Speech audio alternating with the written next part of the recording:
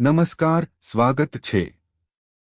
મિત્રો, શું પતિ પત્નીએ સાથે બેસીને જમવું જોઈએ? શું માણસે બીજા પાસેથી નકલી ખોરાક સ્વીકારવો જોઈએ? ભગવાન શ્રી કૃષ્ણએ આ બાબતમાં ખૂબ જ મહત્વપૂર્ણ વાતો કહી છે, જે દરેક મનુષ્યે જાણવી જોઈએ જેથી કરીને તેને ક્યારે અકાળ મૃત્યુ અને ગરીબીનો સામનો ન કરવો પડે. મિત્રો, આ દુનિયામાં દરેક જીવને અન્યની જરૂર છે અને તે અન્ય લોકો પાસેથી જ રાહત મેળવે છે. ઉર્જા પ્રાપ્ત થાય છે. દરેક પ્રાણીને વિવિધ પ્રકારના અન્યની જરૂર હોય છે. ખોરાક ખાતી વખતે પ્રાણીઓ પણ ભગવાનના નિયમોનું પાલન કરે છે. તેવી જ રીતે મનુષ્ય માટે પણ ખોરાકના ઘણા મહત્વપૂર્ણ નિયમો બનાવવામાં આવ્યા છે. જો આ નિયમોનું પાલન કરવામાં આવે તો માણસને ભગવાનના આશીર્વાદ મળે છે. આપણા શાસ્ત્રોમાં ભોજનની દિશા, ભોજનના પ્રકાર, ખાવાનો યોગ્ય સમય અને વિષયો અંગેના મહત્વના નિયમો જણાવવામાં આવ્યા છે. મિત્રો, ભગવાન શ્રી કૃષ્ણએ ભગવદ્ ગીતામાં ખોરાક ખાવા અંગે મનુષ્યને ખૂબ જ મહત્વપૂર્ણ સલાહ આપી છે. આ સલાહ મનુષ્યની પ્રગતિને પ્રોત્સાહન આપે છે, આયુષ્ય આપે છે અને વ્યક્તિને તમામ પ્રકારના રોગોથી મુક્ત રાખે છે. ભગવાને જે શરીર આપ્યું છે, આ શરીરને શુદ્ધ અને સ્વસ્થ રાખવાના ઉપાયો પણ જણાવ્યું છે. જે વ્યક્તિ ભગવાન શ્રી કૃષ્ણ દ્વારા આપવામાં આવેલા આ નિયમોનું પાલન કરે છે, તેનું શરીર હંમેશા શુદ્ધ, સ્વચ્છ અને વિકારોથી દૂર રહે છે. તે મોક્ષની પ્રાપ્તિ કરનાર બને છે. ભગવાન શ્રી કૃષ્ણએ ભગવદ્ ગીતા દ્વારા મનુષ્યને ખોરાકના પ્રકારો કહ્યા. ક્રૂર અને રાક્ષસી બની જાય છે. અને કેવો ખોરાક ખાવાથી વ્યક્તિ સદાચારી, નમ્ર અને બીજાના મન જીતવા સક્ષમ બને છે. માણસ જે પ્રકારનો ખોરાક ખાય છે, તે જ પ્રકારનું શરીર અને વિચારો પણ તેને મળે છે. એટલા માટે ધનની દેવી લક્ષ્મીની પ્રાપ્તિ માટે વ્યક્તિએ યોગ્ય ખાદ્યપદાર્થોની પસંદગી કરવી જોઈએ. વ્યક્તિ ગરીબ હોય કે અમીર, પછી ભલે તે રાજમહેલમાં રહેતી હોય કે જંગલમાં, તેણે પોતાના શરીરને સંતોષવા માટે ખોરાક લેવો જ જોઈએ. પરંતુ વ્યક્તિએ વિષયાસક્ત ઈચ્છાઓથી એટલો ગ્રસિત ન બનવું જોઈએ કે તે તામસિક અને રાજસિક આહારનું સેવન કરીને ક્રૂર અને ક્રૂર બની જાય. જે વ્યક્તિ વેરવાળું ભોજન ખાય છે તે તેની પ્રતિષ્ઠા, મૂલ્યો અને નમ્રતાનો નાશ કરે છે અને ખરાબ કાર્યોનો માર્ગ અપનાવે છે. જે વ્યક્તિ રાજસિક ખોરાક ખાય છે તે ક્રોધિત, આળસુ અને હિંસક બને છે. પરંતુ જે વ્યક્તિ ભગવાનનું નામ લેતા સાત્વિક ભોજન કરે છે તેનું મન પવિત્ર અને સુંદર બને છે. ભગવાન હંમેશા આવા શરીરમાં રહે છે. મિત્રો, વાસ્તુશાસ્ત્રમાં જણાવવામાં આવ્યું છે કે જમતી વખતે કઈ દિશામાં બેસવું જોઈએ અને જમતી વખતે કઈ દિશામાં મોઢું કરવું જોઈએ. વ્યક્તિએ ભોજન શરૂ કરતા પહેલા કયા મંત્રનો જાપ કરવો જોઈએ અને ભોજન પૂરું થયા પછી શું કરવું જોઈએ. આવી ઘણી મહત્વપૂર્ણ બાબતોનો ઉલ્લેખ કરવામાં આવ્યો છે. આજના વિડિયોમાં અમે તમને આ વિષયો પર માહિતી આપવાના છીએ. જો પરિવારમાં દરેક વ્યક્તિ જમતી વખતે યોગ્ય દિશા તરફ ધ્યાન આપે, જેથી ઘરમાંથી પરેશાનીઓ, દુઃખ અને ગરીબીનો પણ નાશ થાય છે અને દેવી લક્ષ્મીની કૃપાથી ઘરમાં સુખ સમૃદ્ધિ આવે છે, તેની સાથે જ ઘરના તમામ સભ્યોનું સ્વાસ્થ્ય પણ સારું રહે છે.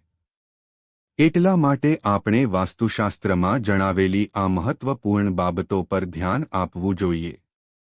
મિત્રો, વિષ્ણુ પુરાણ અનુસાર ભોજનની શરૂઆત કરતા પહેલા જમીન પર થોડો ખોરાક રાખવો જોઈએ, જેથી કરીને તમામ દેવતાઓ, પ્રાણીઓ, પક્ષીઓ, સાપ અને ભૂતપ્રેત પિશાચ જેઓ પોતાના કર્મના બંધનમાં બંધાયેલા હોય તેઓને મોક્ષ મળે.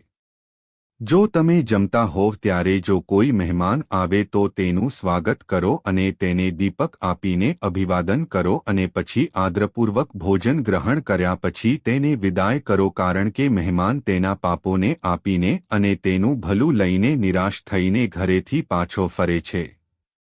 કાર્યો દૂર લઈ જાય છે. શ્રી કૃષ્ણ કહે છે કે વ્યક્તિએ તેના પિતાના ઘરે રહેતી પરિણીત કન્યા, દુઃખી અથવા ગર્ભવતી સ્ત્રી અને વૃદ્ધ વ્યક્તિની સેવા કર્યા પછી જ ભોજન કરવું જોઈએ. જે આ બધાને ભોજન આપ્યા વિના પોતે જ ભોજન કરે છે, તેનું ભોજન પાપ થઈ જાય છે. આવી વ્યક્તિ જ નરકમાં જાય છે. જે વ્યક્તિ સ્નાન કર્યા વિના ભોજન કરે છે, તેનો ખોરાક મળ ખાવાની જેમ સમાપ્ત થાય છે. જે કોઈ બાળક કે વૃદ્ધ વ્યક્તિ માટેનો ખોરાક ખાય છે, તેનો ખોરાક મળ જેવો થઈ જાય છે અને જે ખોરાકમાં ભેળવ્યા વિના ખાય છે, તેનો ખોરાક મળ જેવો થઈ જાય છે. વ્યક્તિએ દુષ્ટ વ્યક્તિ દ્વારા આપવામાં આવેલ અથવા તેનું અપમાન કર્યા પછી અન્ય લોકો દ્વારા આપવામાં આવેલ ભોજન ક્યારે સ્વીકારવું જોઈએ નહીં. વ્યક્તિએ અગ્નિમાં પીરસવામાં આવેલા ભોજનનો એક ભાગ આપ્યા પછી જ ખાવું જોઈએ અને એક મનથી ખાવું જોઈએ. સૌપ્રથમ મીઠો, પછી મીઠું અને ખાટો અને છેલ્લે કડવો અને તીખો ખોરાક લેવો. પ્રથમ 5 ડંખ ચૂપચાપ લેવા જોઈએ. આમ કરવાથી વ્યક્તિના તમામ પાપો તરત જ નાશ પામે છે અને ભગવાનની કૃપાથી તેને જીવનભર ક્યારે ખોરાકની અછત નહીં લાગે. મિત્રો, પૂર્વ દિશામાં બેસીને ભોજન કરવાથી વ્યક્તિ રોગો અને માનસિક તણાવથી મુક્ત થઈ જાય છે. બીમાર વૃદ્ધ લોકોએ પૂર્વ તરફ મોં રાખીને ભોજન કરવું જોઈએ. આનાથી તેમનું સ્વાસ્થ્ય સુધરે છે કારણ કે પૂર્વ દિશા ઉગતા સૂર્યની દિશા છે અને સૂર્ય ભગવાન બાળકોને આરોગ્ય અને આયુષ્ય પ્રદાન કરે છે. જો કોઈ વ્યક્તિ વેપારમાં પ્રગતિ ઈચ્છે છે અથવા નોકરીની શોધમાં છે તો ઉત્તર દિશા તરફ મુખ રાખીને ભોજન કરો. ઉત્તર દિશા દેવી સરસ્વતીની દિશા છે જેના કારણે વ્યક્તિને તેના કામમાં સફળતા મળે છે. ધ્યાન રાખો કે દક્ષિણ તરફ મુખ રાખીને ભોજન ન કરવું. આ દિશા યમની દિશા છે. વાસ્તુશાસ્ત્ર અનુસાર તૂટેલા વાસણોમાં ભોજન ન કરવું જોઈએ. આ દુર્ભાગ્યને આમંત્રણ આપે છે.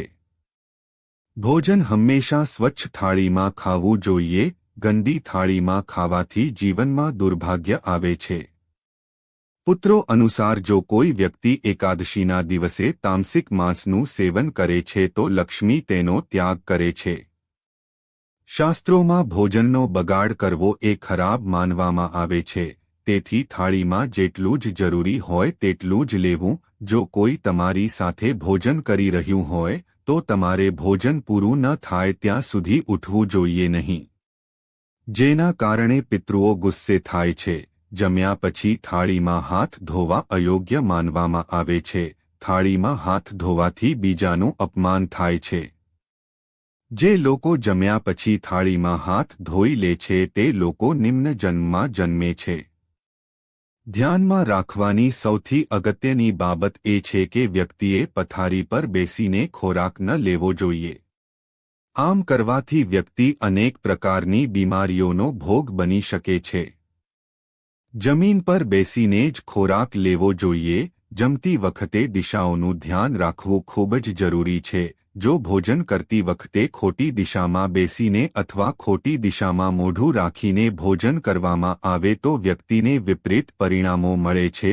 ભગવાન શ્રી કૃષ્ણ કહે છે, જે ખોરાક પર કોઈ પગ મૂક્યો હોય અથવા કોઈએ અન્ન વહન કર્યું હોય તો તે અશુદ્ધ થઈ જાય છે.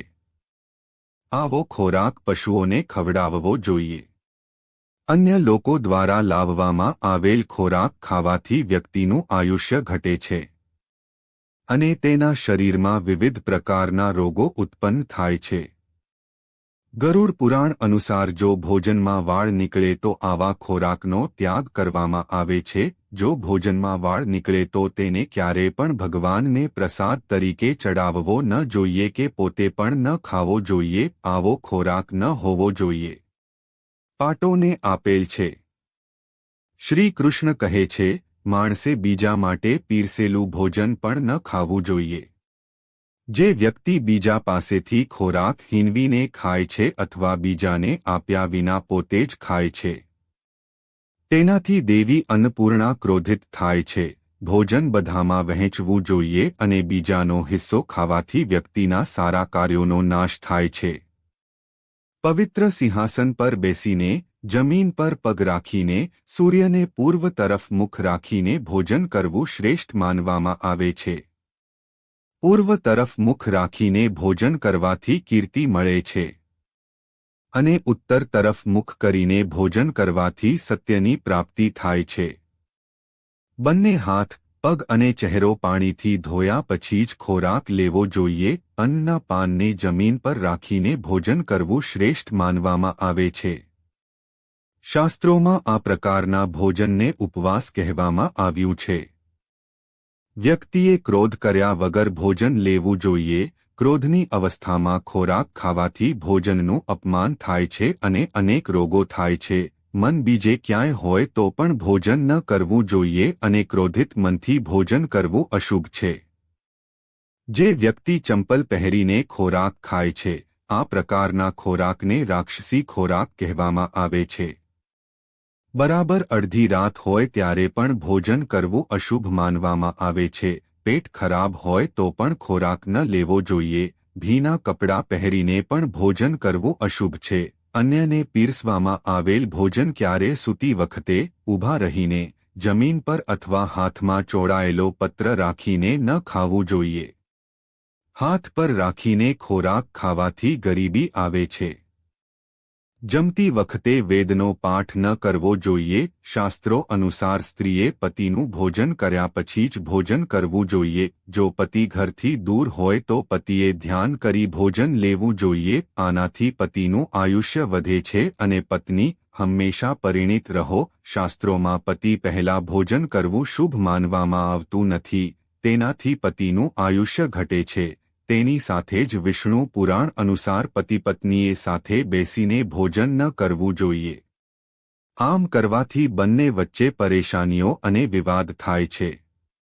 અંધારામાં કે આકાશની નીચે બેસીને ખોરાક ન લેવો જોઈએ. જમતી વખતે માથા પર ઝાડની છત કે છાંયડો હોવો જોઈએ. વિષ્ણુ પુરાણ અનુસાર માત્ર એક કપડાં પહેરીને પણ ભોજન કરવું અયોગ્ય છે.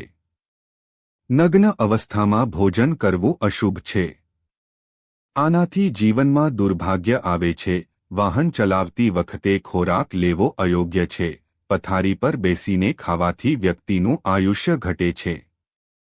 હસતી વખતે કે રડતી વખતે ખોરાક ખાવો એ અશુભકારક છે. આના કારણે ખોરાક ગળામાં અટવાઈ જવાથી મૃત્યુ થવાનો ભય રહે છે.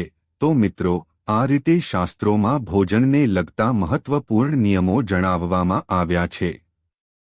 આશા છે કે તમને ગમ્યું હશે આ માહિતી. તમારે વિડિયો લાઇક કરવો જ જોઈએ અને કોમેન્ટમાં જય શ્રી કૃષ્ણ લખો. સાથે જ ચેનલને સબસ્ક્રાઇબ કરવાનું ભૂલશો નહીં. આપ સૌનો આભાર. જય માતાજી.